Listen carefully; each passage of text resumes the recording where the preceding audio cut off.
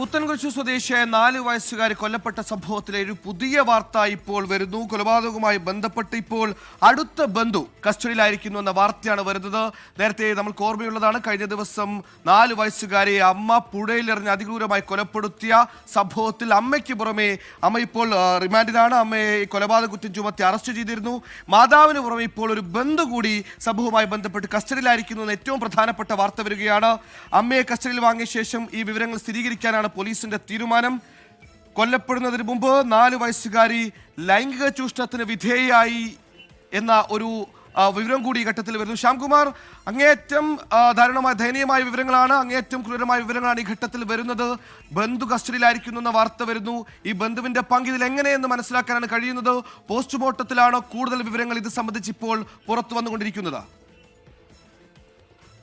സുഹേലെ, ഞെട്ടിക്കുന്നതും വളരെ അസ്വസ്ഥത ഉളവാക്കുന്നതുമായ ഒരു വാർത്തയാണ് ഇപ്പോൾ പങ്കുവെക്കാനുള്ളത്. കാരണം 4 വയസ്സുകാരിയായ കുട്ടി മരിച്ച ശേഷം നടത്തിയ പോസ്റ്റ്മോർട്ടത്തിലാണ് കുട്ടിയെ കുറിച്ചുള്ള ഒരു പ്രധാനപ്പെട്ട വിവരം. അത് കുട്ടിയെ ലൈംഗികമായി ചൂഷണം ചെയ്തു. നമസ്കാരം. നമ്മുടെ കേരളത്തില് ആലുവയില് നമ്മുടെ എല്ലാരെയും ദുഃഖത്തിലാഴ്ത്തിയ ഒരു വലിയൊരു സംഭവമാണ് കഴിഞ്ഞ ദിവസം നടന്നിരിക്കുന്നത്. കല്യാണിയുടെ മരണം.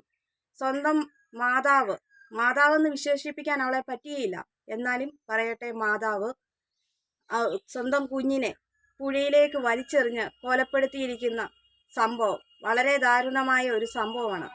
മാനസിക രോഗി എന്നൊക്കെ പറഞ്ഞ് അവളുടെ ബന്ധുക്കള് പറയുന്നുണ്ടായിരുന്നു. പക്ഷെ ഒരു മാനസിക രോഗവുമില്ല. അവൾക്ക് കുട്ടിയെ വലിച്ചെറിയാന്, കുട്ടിയെ ഒഴിവാക്കാനുള്ള രീതിയായിട്ടാണ് നമ്മൾ കണക്കാക്കുന്നത്. അവളോട് ചോദ്യം ചെയ്തപ്പോൾ ഭർത്താവിൻ്റെ വീട്ടുകാരോടുള്ള പ്രതികാരം കാരണം അവര് വേദനിക്കട്ടെ എന്നുള്ള ഇതില് അവള് കുട്ടിയെ വലിച്ചെറിഞ്ഞതാണ് എന്നാണ് പറഞ്ഞിരിക്കുന്നത്. സ്വന്തം മാതാവാണ് ചെയ്തേക്കുന്നത്. അതിനുശേഷം വീണ്ടും കുറെ വെളിപ്പെടുത്തലുകൾ വന്നു. അവൾക്ക് കാമുകനുണ്ട്. ആ കാമുകനുമായിട്ടുള്ള ബന്ധം തുടരാൻ വേണ്ടിയിട്ട് ഈ കുട്ടീനെ ഒഴിവാക്കാൻ വേണ്ടിയിട്ട് ചെയ്ത പ്രവൃത്തിയാണെന്ന്. ഇപ്പം അവസാനം കുട്ടിയുടെ പോസ്റ്റ്മോർട്ടം റിപ്പോർട്ട് വന്നപ്പോഴാണ് നമ്മളെയെല്ലാം ഞടുക്കുന്ന ഒരു സംഭവം അറിയാൻ സാധിച്ചത്. കുട്ടി നിരന്തരമായിട്ട് പീഡനത്തിനിരയാകുന്നുണ്ടായിരുന്നു. ലൈംഗിക പീഡനം കുട്ടി അനുഭവിക്കുന്നുണ്ടായിരുന്നു. അതും കുട്ടിയുടെ അച്ഛൻ്റെ ബന്ധുവാണ് ഇതിന് കാരണക്കാരനെന്ന്. അച്ഛൻ്റെ ബന്ധു എന്ന് പറയുമ്പോൾ അറിയാൻ സാധിച്ചത് അച്ഛൻ്റെ സഹോദരൻ എന്നാണ്. ഈ സഹോദരന് ഈ കുട്ടിയുടെ മരണം സംഭവിച്ച സമയത്ത് ഇന്റർവ്യൂ കാണിക്കുന്നതാണായിരുന്നു. ഭയങ്കര അഭിനയമാണ്, ഭയങ്കര കള്ളക്കണ്ണീര്, അച്ഛനേക്കാളും ഭയങ്കര കരച്ചിലാണ്. ആ കരച്ചിൽ കാണുമ്പം തന്നെ എന്തോ ഒരു അയാള് അഭിനയിക്കുന്ന രീതി പോലെ തന്നെ തോന്നുമായിരുന്നു. ആ ഒരു സംശയം എന്തായാലും ബലവത്തായിട്ടിരിക്കുകയാണ്. പോലീസ് 3 പേരോളം സംശയാസ്പദമായിട്ട് ഇവരെ ചോദ്യം ചെയ്തിരുന്നു. അതിൽ നിന്നും ഇയാളെ പ്രത്യേകം ചോദിച്ച് കുറെ നേരത്തിന്റെ ചോദിക്കലിന്റെ ഫലമായിട്ട് ഇയാളെ കുറ്റം സമ്മതിച്ചിരിക്കുകയാണ്. മരണത്തിന്റെ തലേ ദിവസം പോലും ഈ കുട്ടി പീഡനത്തിന് ഇരയായിരുന്നു. അതിനുശേഷം ഇപ്പോൾ മനസ്സിലാക്കാൻ സാധിച്ചത് ഈ മാതാവിന് അറിയാമായിരുന്നു എന്നാണ്. കുട്ടി ഈ മാതാവിൻ്റെ അടുത്ത് എന്ന് പരാതി പറഞ്ഞിരുന്നു. മാതാവ് ഇയാളോട് ചോദിക്കുകയും ബഹളം ഉണ്ടാവുകയൊക്കെ ചെയ്തിരുന്നു എന്നാണ്. നമ്മൾ മനസ്സിലാക്കേണ്ടത് നമ്മുടെ മക്കള് നമ്മുടെ വീട്ടിൽ പോലും സുരക്ഷിതരല്ല എന്നുള്ളതാണ്. നമ്മുടെ കുഞ്ഞുങ്ങള് സ്വന്തം പിതാവിൻ്റെ അടുത്ത് പോലും കിടത്താൻ പറ്റാത്ത ഒരു സ്ഥിതിയിലേക്കാണ് പോയിരിക്കുന്നത്. അങ്ങനെ ഇരിക്കുമ്പോഴാണ് ചില മാതാപിതാക്കൾ കാണിക്കുന്ന ചെറിയ വിഡ്ഢിത്തരങ്ങൾ, ചെറുതല്ല വലിയ വിഡ്ഢിത്തരങ്ങളാണ്. അവര് എവിടേക്കെങ്കിലും പുറത്തു പോകുമ്പോൾ നമ്മുടെ മക്കള് കുഞ്ഞുങ്ങളല്ലേ, 1 വയസ്സോ അല്ലെ 2 വയസ്സൊക്കെ 3 വയസ്സൊക്കെ ഉള്ള നമുക്കാണ് നമ്മുടെ കുഞ്ഞുങ്ങള്. പക്ഷെ മറ്റുള്ളവരുടെ മുമ്പില്, ഈ കഴുകന്മാരുടെ മുമ്പിൽ അവർ കുഞ്ഞുങ്ങളല്ല. അവർക്ക് അവരുടെ ആസക്തിക്ക് വേണ്ടിയിട്ട് ഇരയാക്കാൻ വേണ്ടിയിട്ടുള്ള ഒരു ഉപകരണമായിട്ട് കാണുന്നു എന്നുള്ളത് മാതാപിതാക്കൾ മനസ്സിലാക്കുന്നില്ല. അവർ പുറത്തു പോകുമ്പോൾ ചിലപ്പോൾ നമ്മുടെ കുഞ്ഞുങ്ങളെ അടുത്തുള്ള വീടുകളിലൊക്കെ ഏൽപ്പിച്ചിട്ട് പോകുന്ന ചില കാര്യങ്ങൾ നമുക്ക് കാണാറുണ്ട്. അതുപോലെ തന്നെ നമ്മുടെ ബന്ധുക്കളുടെ വീട്ടിലൊക്കെ നിർത്തിയൊക്കെ നമ്മൾ പോകാറുണ്ട്.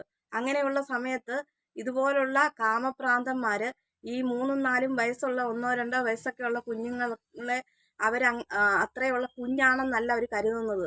അവരുടെ ആസക്തി തീർക്കാൻ വേണ്ടിയിട്ട് അവരൊരു ഉപകരണമാക്കി മാറ്റുകയാണ് ചെയ്യുന്നത്. കുഞ്ഞുങ്ങൾക്ക് വാ തുറന്ന് പറയാൻ പറ്റത്തില്ല, അവർക്ക് എന്താണെന്ന് അറിയത്തില്ല. അങ്ങനെ ഉണ്ടായ സംഭവമാണ് ഇതും. ഈ അമ്മ ഇത് അറിഞ്ഞിട്ട് പക്ഷെ പ്രതികരിച്ചില്ല. പ്രതികരിച്ചെന്ന് പറഞ്ഞാൽ അവനോട് മാത്രം പറഞ്ഞു. പക്ഷെ ഇത് പുറത്ത് പറയേണ്ടതായിരുന്നു. ഇത് എല്ലാരെയും അറിയിക്കേണ്ടതായിരുന്നു. അങ്ങനെ ഉണ്ടായിരുന്നെങ്കിൽ ഇങ്ങനെ ഒരു ഇത് വരികയില്ലായിരുന്നു. ചിലപ്പം ആ കുട്ടി ഇനിയും പീഡനത്തിന് ഇരയാകുമല്ലോ എന്ന് കരുതിയായിരിക്കാം ചിലപ്പോൾ ഈ മാനസികമായിട്ട് എന്തെങ്കിലും ഒരു ബുദ്ധിമുട്ട് തോന്നിയ ഈ സ്ത്രീയെ ഈ കുട്ടീനെ ചിലപ്പം വലിച്ചെറിയാൻ കാരണമായത്. അല്ലെങ്കിൽ ഈ സ്ത്രീയും പീഡനത്തിന് എന്തെങ്കിലും പ്രശ്നങ്ങൾ നേരിടുന്നെങ്കിൽ ഈ കുട്ടിയോടൊപ്പം അമ്മയും ചാടി മരിക്കേണ്ടതായിരുന്നു. അങ്ങനെയുള്ള സംഭവങ്ങളാണ് നമ്മൾ കഴിഞ്ഞ ദിവസം ജിസ്മോളുടെയും അതുപോലെ തന്നെ ഷൈനിയുടെയൊക്കെ കണ്ടത്. കാരണം അവരുടെ അമ്മയും മക്കളും പ്രശ്നത്തിലായിരുന്നു. അപ്പോൾ അവര് മക്കളെയും ചേർത്ത് പിടിച്ച് അവരും കൂടെ മരണത്തിന് കീഴടങ്ങുകയാണ് ചെയ്തത്. ഇതിപ്പോൾ അങ്ങനെയല്ല സംഭവിച്ചിരിക്കുന്നത്. കുട്ടിയെ മാത്രമാണ് ഇവരെ കൊലപ്പെടുത്തിയിരിക്കുന്നത്.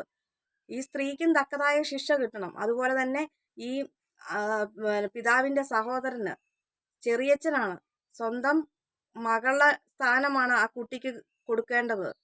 എന്തുമാത്രം സുരക്ഷിതമായ കൈകളിൽ ഇരിക്കേണ്ട സമയത്താണ് അയാൾ ആ ഒരു രീതിയിൽ കാണുന്നത്. ചെറിയച്ഛൻ എന്ന് പറയുമ്പോൾ അപ്പനാണത്. ആ കുട്ടിയുടെ അപ്പന്റെ അതേ ഒരു സ്ഥാനം തന്നെയാണ് ആ മനുഷ്യനുള്ളത്.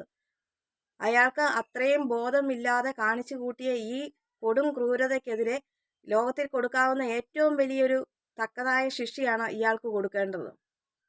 മാതാപിതാക്കളൊന്നും മക്കളുടെ കാര്യത്തിൽ ശ്രദ്ധിക്കുന്നില്ല. ചിലപ്പോൾ ഒന്നെങ്കിൽ ഈ സ്ത്രീക്ക് അയാളോട് അവിഹിതം ഉണ്ടായിരിക്കാം. അങ്ങനെ നമുക്ക് കണക്കാക്കാൻ പറ്റാത്ത കാര്യമൊന്നുമല്ല. കാരണം നമ്മുടെ ലോകത്തിൻ്റെ സ്ഥിതി അങ്ങനെയാണ്. ഭർത്താവ് ഒരു കിഴങ്ങന് അല്ലെങ്കിൽ ഒരു കള്ളുകൂടിയനാണ്. ഭാര്യനെ സംരക്ഷിക്കുന്നില്ല, വേണ്ടത്ത കരുതലുകൾ മക്കൾക്കും കുടുംബത്തിനും കൊടുക്കുന്നില്ല, ഭാര്യയ്ക്കും കൊടുക്കുന്നില്ല എന്ന് കാണുമ്പോൾ സ്നേഹം കാണുന്ന ആ ഭാഗത്തേക്ക് സ്ത്രീകൾ ചായും. അപ്പോൾ അത് മുതലെടുക്കാൻ വേണ്ടിയിട്ട് ഉള്ള ആളുകൾ കാണും. ഈ ഭർത്താവിൻ്റെ സഹോദരന് കറക്റ്റായിട്ട് അറിയാം തൻ്റെ ജ്യേഷ്ഠന് ഭാര്യയുമായിട്ട് അത്ര അടുപ്പം ഇല്ല, ഇയാൾ കള്ളുകുടിയനാണ്, വീട് അന്വേഷിക്കുന്നില്ല, ഇവർ തമ്മിൽ വഴക്കാണ്, പ്രശ്നങ്ങളാണ് എന്നൊക്കെ അറിയുമ്പോൾ ഇയാൾ ചിലപ്പം ഭർത്താവ് കൊടുക്കേണ്ട സ്നേഹം ഇയാൾ കൊടുത്തെന്നിരിക്കാം. അപ്പോൾ ആ സ്ത്രീ അതിലേക്ക് ചാഞ്ഞിരിക്കാം. അതുകൊണ്ടാകാം ഈ കുട്ടീനെയും കൂടെ ഒഴിവാക്കിയേക്കാൻ. അത് കഴിഞ്ഞപ്പോഴായിരിക്കും ഈ സ്ത്രീ അറിയുന്നത് ഈ ഭർത്താവിൻ്റെ സഹോദരന് ഈ കുട്ടിയെ പീഡിപ്പിക്കുന്നുവെന്ന്. ഇവളുടെ ആവശ്യം കഴിഞ്ഞു കഴിയുമ്പോഴും പിന്നെ മക്കളിലേക്ക് തിരിയും ഇങ്ങനെയുള്ള ആളുകൾ. കാമുകന്മാർ അങ്ങനെയാണ്. നമ്മൾ കഴിഞ്ഞ ദിവസം വേറൊരു കേസ് കണ്ടതാണ്. ഒരു ലോറിക്കാരന് ഭർത്താവ് മരണപ്പെട്ട ഒരു സ്ത്രീയുമായിട്ട് അടുപ്പമായി. അതിനുശേഷം അവരുടെ ഉള്ള അടുപ്പമൊക്കെ കുറെ കഴിഞ്ഞപ്പോൾ മടുത്തു കഴിഞ്ഞപ്പോൾ 2 പെൺമക്കളിലേക്ക് തിരിഞ്ഞു. അവരെ പീഡിപ്പിക്കാൻ ശ്രമിക്കുന്നു. മദ്യം കൊടുത്ത്, അതും അമ്മയുടെ ഒത്താശയോട് കൂടിയ. കാരണം അമ്മ സൈഡ് നിൽക്കുന്ന, കാമുകന് സൈഡ് നിൽക്കുന്നത് എന്താണെന്ന് വെച്ചാൽ ഇയാൾ തന്നെ വിട്ട് പിരിയരുത് എന്നുള്ള രീതിയിൽ, പിരിയാതിരിക്കാൻ വേണ്ടിയിട്ട് മക്കളെ മദ്യം കൊടുക്കുന്നതിൽ ഇയാൾക്ക് സൈഡ് നൽകി മക്കളെ പീഡിപ്പിക്കാൻ ഇരയാക്കുകയാണ്. അതിനുശേഷം മക്കളും പോരാതെ വന്നപ്പോൾ മക്കളുടെ സുഹൃത്തുക്കളെയാണ് വിളിച്ചു വരുത്താൻ വേണ്ടിയിട്ട് ശ്രമിക്കുകയാണ്. അങ്ങനെയുള്ള ഒരു കാലമാണ്. ഇങ്ങനെ ഈ അവിഹിതത്തിലേക്ക് പോകുന്ന ഇങ്ങനെയുള്ള സ്ത്രീകൾ ചിന്തിക്കേണ്ടതുണ്ട്. തൻ്റെ മക്കൾ ഒരിക്കലും സുരക്ഷിതരല്ല, അവർ അന്യരാണ്. അവർ തൻ്റെ മേലെയുള്ള ആ ഒരു ഇതുപോലെ തന്നെയായിരിക്കും തൻ്റെ മക്കളെയും കാണുക. തൻ്റെ ആവശ്യം കഴിഞ്ഞു കഴിയുമ്പോൾ തൻ്റെ പെൺമക്കളിലേക്ക് തിരിയും എന്ന് ഇവർ ചിന്തിക്കുന്നില്ല. ഇവരുടെ അന്നേരത്തെ ആ ഒരു ഇത് സൂക്കേട്, അങ്ങനെ തന്നെ പറയാം, ആ ഒരു സൂക്കേടിന് വേണ്ടിയിട്ട് അവർ ബന്ധത്തിലേക്ക് പോകും. തൻ്റെ മക്കളെക്കുറിച്ചൊന്നും ചിന്തിക്കാതെ കുറച്ച് കഴിയുമ്പോൾ ഇവർ ഒരു വേസ്റ്റായി മാറുമ്പോഴാണ് ഇവരനുഭവിക്കാൻ പോകുന്നത് തൻ്റെ മക്കളെ ആ കാമുകൻ ചൂഷണം ചെയ്യാൻ പോകുന്നതായി, പീഡിപ്പിക്കാൻ പോകുന്നതെന്ന്. ചിലപ്പോൾ അങ്ങനെ ആകാനും സാധ്യതയുണ്ട് ഈ കേസിൽ. കാരണം ഈ സ്ത്രീയെ മടുത്തു കഴിഞ്ഞപ്പോൾ കുഞ്ഞിനേക്ക് തിരിഞ്ഞു കാണും. ഒന്നും അറിയത്തില്ലാത്ത ഒരു എട്ടും പൊട്ടും ലോകത്തിനെ കുറിച്ചോ ഒന്നും വിവരങ്ങൾ അറിയത്തില്ലാത്ത ആ പിഞ്ചു കുഞ്ഞിനെയാണ് ഈ ദുഷ്ടന് ഇങ്ങനെ പീഡനത്തിനിരയാക്കിയേക്കുന്നത്. ഇവന് തക്കതായ ശിക്ഷ തന്നെ കൊടുക്കണം. ഇത് ഓരോ മാതാപിതാക്കൾക്കും ഓരോ പാഠമാണ്. കാരണം മാതാവും പിതാവും തമ്മിൽ വഴക്കുണ്ടാക്കി പ്രശ്നങ്ങളുണ്ടാക്കി ഇങ്ങനെ അകന്ന് നിൽക്കുമ്പോൾ ഇവർക്കിടയിലേക്ക് ഓരോ നീചന്മാർ കടന്നു കയറി വരും. അപ്പോൾ തൻ്റെ നമ്മുടെ കുഞ്ഞുങ്ങളാണ് ഇതിൻ്റെ ഇടയിൽപ്പെട്ട് ദുരവസ്ഥ അനുഭവിക്കേണ്ടി വരുന്നു എന്നുള്ള കാര്യം ഇവരറിയുന്നില്ല. അവരവരുടെ വാശി തീർക്കാൻ വേണ്ടിയിട്ട് ഓരോ കാട്ടിക്കൂട്ടലുകൾ ചെയ്യും. ഇവർ തമ്മിലും ഇതുപോലെ തന്നെയാണ്. ഇവർ തമ്മിൽ അങ്ങോട്ടും ഇങ്ങോട്ടും പ്രശ്നമുണ്ടായി, ബഹളമായി, ഇതിൻ്റെ ഇടയിൽ ഒന്നും അറിയത്തില്ലാത്ത ആ പിഞ്ചു കുഞ്ഞിൻ്റെ ജീവൻ പോവേണ്ടിയും വന്നു. എന്തൊരു ദയനീയ അവസ്ഥയാണ്. ആ കുഞ്ഞ് ആ പുഴയിലേക്ക് ഒന്നും അറിയത്തില്ല. അമ്മയുടെ കയ്യിൽ സുരക്ഷിതയാണല്ലോ എന്ന് കരുതി അമ്മയെ വിശ്വസിച്ച്, കാരണം കുഞ്ഞുങ്ങൾക്ക് ഏറ്റവും സുരക്ഷിതത്വം സ്വന്തം മാതാവിൻ്റെ കരങ്ങളിലാണ്. അങ്ങനെയുള്ള ആ കുഞ്ഞ് അമ്മയുടെ കൂടെ പോയപ്പോൾ ഒരിക്കലും ഓർത്തില്ല തന്നെ മരണത്തിലേക്കാണ് തൻ്റെ മാതാവ് തള്ളിവിടുന്നതെന്ന്. ആ മാതാവിന് മനസ്സെന്തായിരുന്നു അവളുടെ? എത്ര കുടുംബത്തോട് വൈരാഗ്യമുണ്ടെങ്കിലും സ്വന്തം കുഞ്ഞിനെ കൊലപ്പെടുത്തുക എന്ന് പറയുന്ന നീച പ്രവൃത്തി ചെയ്ത ഈ സ്ത്രീക്ക് മാതാവെന്ന് ഒരിക്കലും വിശേഷിപ്പിക്കാൻ പറ്റത്തില്ല. ആ വാക്കിനെ മലിനമാക്കിയിരിക്കുകയാണ് ഈ സ്ത്രീയെ. ഇവർക്ക് തക്കതായ ഈ 2 പേർക്കും തക്കതായ ശിക്ഷ കിട്ടണമെന്നാണ് പറയാനുള്ളത്.